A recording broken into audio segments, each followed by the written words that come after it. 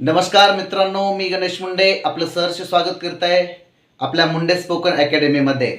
मित्रांनो, पुन्हा एक आपल्यासाठी नवीन व्हिडिओ घेऊन येत आहे मी, जो की आपली जी सिरीज सुरू आहे व्याकरणाची आणि त्यामधला टेन्स हा भाग आपण शिकतोय।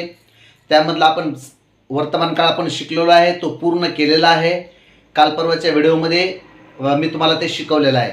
तर मित्रांनो, मी एक तुम्हाला टेन्सबद्दलची जी लिंक तुम्हाला दिली होती ती पूर्ण तुम्ही केलेली असेल असे मी गृहीत धरतो आणि पुढील भागाला सुरुवात करतो। मित्रांनो, जे दिलेले टेन्स आहेत 3 ते संपूर्ण तुम्ही 20-20 वाक्य तयार करून आपल्या घरी, मित्रांमध्ये, शाळेमध्ये किंवा आपल्या आईवडिलांसमोर तुम्हाला ती बोलायची आहेत। जी बोलली असतील किंवा जे बोलले नसतील त्यांनी पण तो सराव करावा अशी मी तुम्हाला सर्वांना विनंती करतो। चला तर आपण एक आज नवीन व्हिडिओ शिकू आणि नवीन टॉपिक शिकू, जो की काळाचा दुसरा भाग आहे आणि त्याचं नाव आहे सिंपल पास्ट टेन्स, म्हणजे साधा भूतकाळ। तर बघा, बोर्डकडे तुम्ही लक्ष द्या मित्रांनो।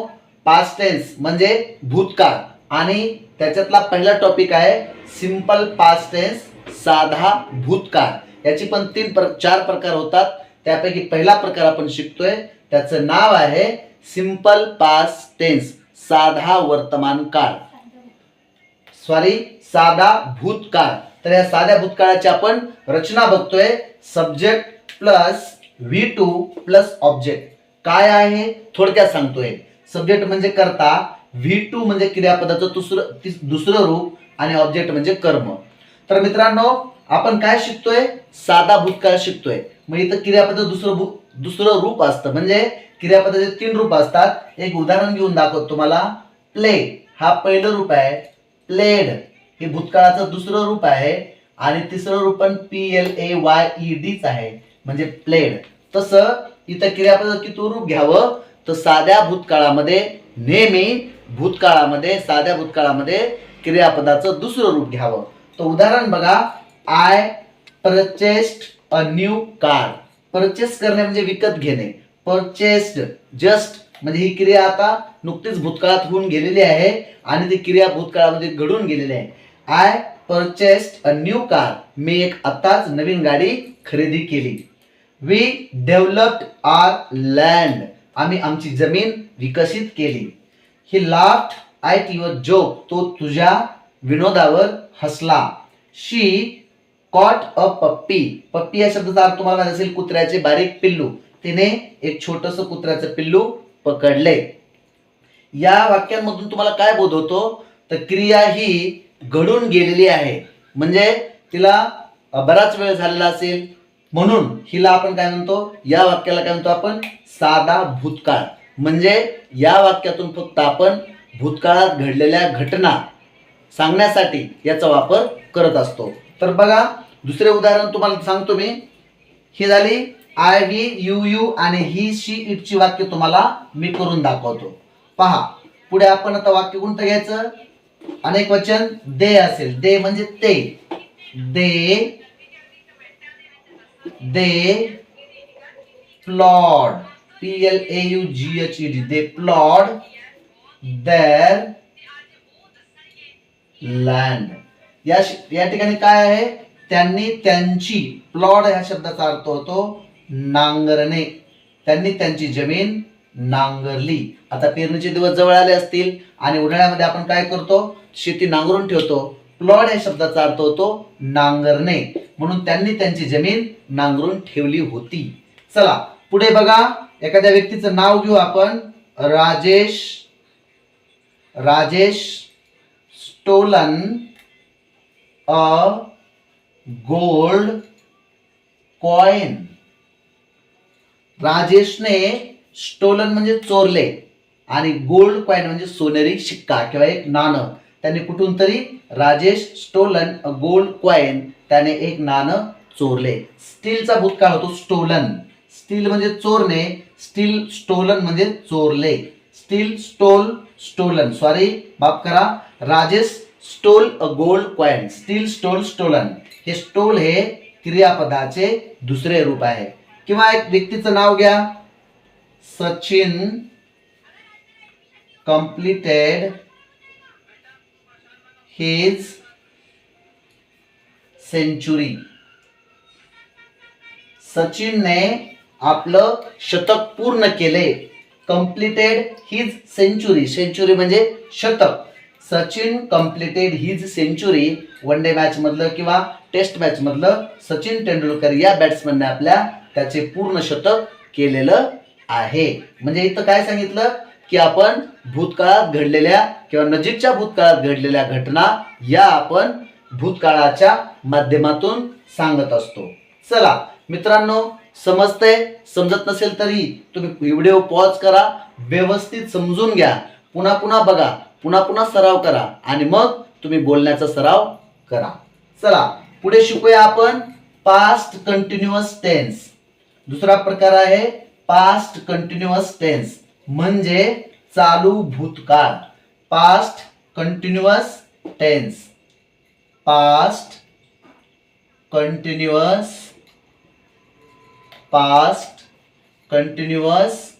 टेन्स या वाक्याला याला म्हणतात चालू भूतकाळ.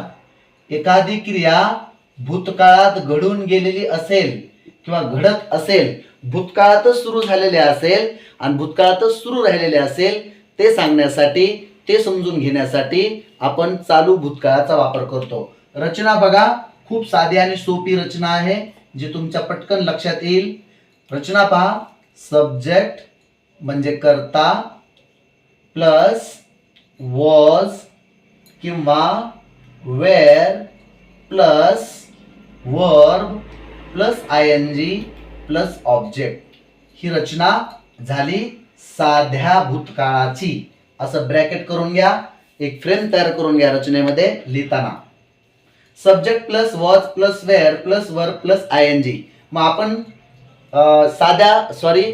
भूतकाळ वर्तमान काळात सुद्धा आपण पाहिलं होतं की चालू वर्तमान काळामध्ये subject plus am is are plus verb plus ING. फक्त एम इज आर तिथलं काढून टाका आणि तिथं वॉज आणि वेअर वापरा, कारण की आपण आता शिकतोय भूतकाळ. आणि भूतकाळामध्ये तुमचं कन्फ्युजन दूर होण्यासाठी मी लिहून देतो ही, शी, इट किंवा राधा किंवा अश्विनी हे शब्द असतील साध्या भूतकाळामध्ये एकवचने असतील त्यावेळेस यांच्या पुढे वॉज वापरा. आणि ज्या वेळेला यू किंवा वी किंवा यू अनेक वचनामधलं किंवा दे इत्यादी शब्द असतील त्यावेळेस मात्र मित्रांनो अनेक वचन काळामध्ये अनेक वचन कर्त्यापुढे वेअर वापरतात. हे लिहून घ्या, हे तुम्हाला खूप महत्वाचं आहे. कुठे वॉज वापरावं, कुठे वेअर वापरावं. वॉज आणि वेअरचा अर्थ होतोच होतो, म्हणजे त्याचा भूतकाळच होतो. परंतु ज्यावेळेस एकल पुरुष असतो, एक वचनी करता असतो, तो, ती, राम, श्याम, सीता, गीता, अश्विनी अशी शब्द असतात त्यावेळेस वॉज हा शब्द वापरतो. आणि ज्या वेळेला अनेक वचन असतं आम्ही, तुम्ही, ते, त्यावेळेला वेअर म्हणजे होते. इथं फक्त होता असं त्याचा अर्थ होतो. म्हणून या काळामध्ये वॉज आणि वेअर दोन सहाय्यकारी क्रियापद असतात आणि या एक वचनी कर्त्यापुढे वॉज वापरतात तर अनेक वचने कर्त्यापुढे वेअर वापरतात. चला हे लिहून घ्या आपल्या वहीमध्ये आणि व्यवस्थित पाठांतर करा. मित्रांनो, जर तुम्हाला समजत नसेल तरी तुम्ही मला कमेंट बॉक्समध्ये विचारा, कमेंट बॉक्समध्ये मला कमेंट करा आणि प्रत्येक वाक्याबद्दल, प्रत्येक रचनेबद्दल मी तुम्हाला समजून सांगण्याचा आणखी भरपूर प्रयत्न करेन. चला तर आपण काय पाहू, उदाहरण पाहू. बघा, आय वॉज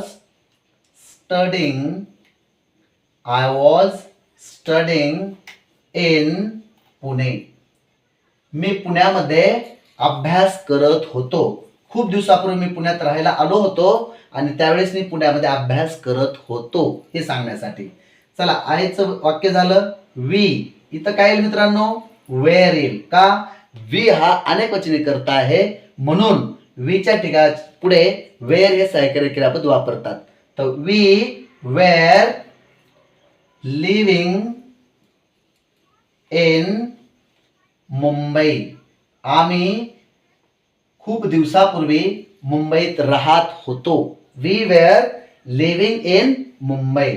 चला पुढे बघा, he was drawing a picture.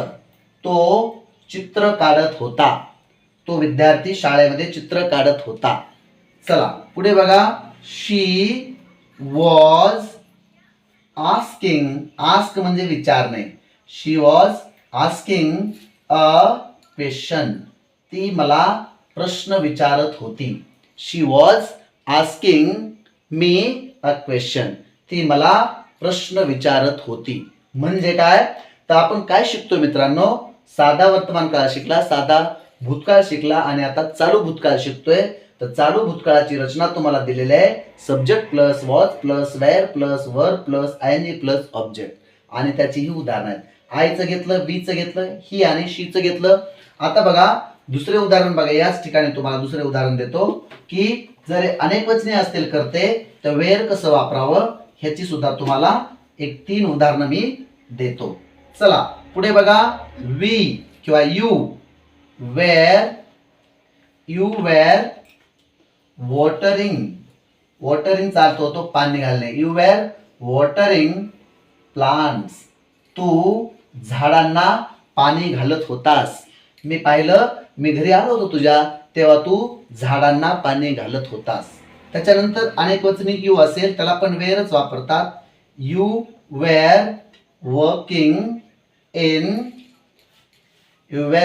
In company. तू कंपनीमध्ये काम करत होतास. तू कंपनीमध्ये खूप वर्षापूर्वी काम करत होतास. त्यानंतर बघा. They were helping poor student किंवा स्टुडंट्स. ते अनेक गरीब विद्यार्थ्यांची मदत करत होते. पुण्यामध्ये असणाऱ्या किंवा खेड्यापाड्यामध्ये असणाऱ्या विद्यार्थ्यांची ती त्यांना कपडे द्यायची मदत करायची, त्यांना जेवणाची मदत करायची, त्यांना शिक्षणाची मदत करायचे. म्हणजेच दे वेअर हेल्पचा अर्थ होतो मदत करणे. They were helping poor students. ते किंवा ते लोक, ते श्रीमंत लोक, ते मायाळू लोक या गरीब विद्यार्थ्यांना खूप मदत करत होते. मित्रांनो एकदम स्टेप बाय स्टेप शिकायचं आपल्याला. घाई नाही, गडबड नाही, गोंधळ नाही. आपल्या डोक्यामध्ये एकच ठेवा की आपला टेन्स परफेक्ट झाला पाहिजे. म्हणून ही सगळी धडपड आहे. मग आपण काय शिकतोय हे मी तुम्हाला वारंवार सांगतोय की पास्ट कंटिन्युअस शिकतोय. पास्ट कंटिन्युअस मध्ये subject plus was plus were plus verb plus ING plus object ही रचना असते. आणि या रचनेमध्ये कुठे वेअर वापरावं आणि कुठे वॉज वापरावं. पहिल्या सगळ्या उदाहरणामध्ये मी तुम्हाला वॉजचा वापर करून दाखवला. आता इथं अनेक वचनी करता आहे. एकापेक्षा अनेक असतात त्याला अनेक वचन म्हणतात. आणि अनेक वचनामध्ये वेअर हे सहाय्यकारी क्रियापद येतं मित्रांनो. त्यावेळेस आपण चुकायचं नाही. जर का वाक्यामध्ये यूच्या पुढे तुम्ही इज लिहिलं तर वाक्य चुकतं, किंवा देच्या पुढे तुम्ही वॉज लिहिलं तर वाक्य चुकतं.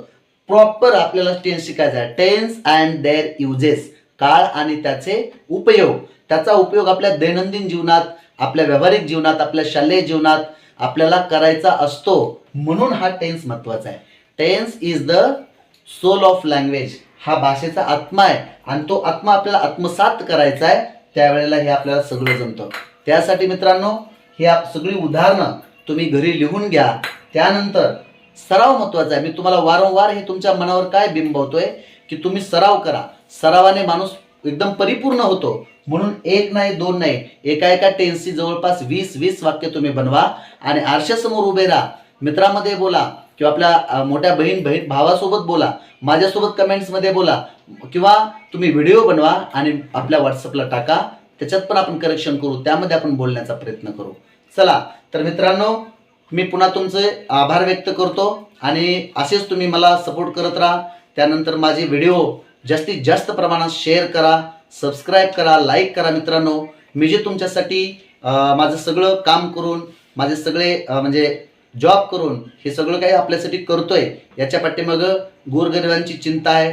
त्यानंतर या सर्वच विद्यार्थ्यांना माझ्या ह्या शिकवण्याचा, माझ्या ह्या ज्ञानाचा अनुभव तुम्हाला मिळाला पाहिजे. मला पण त्याच्यामधून माझं पण नॉलेज अपग्रेड होतं. त्यानंतर मला पण ज्ञान दिल्याने माझं पण ज्ञान वाढत जातं.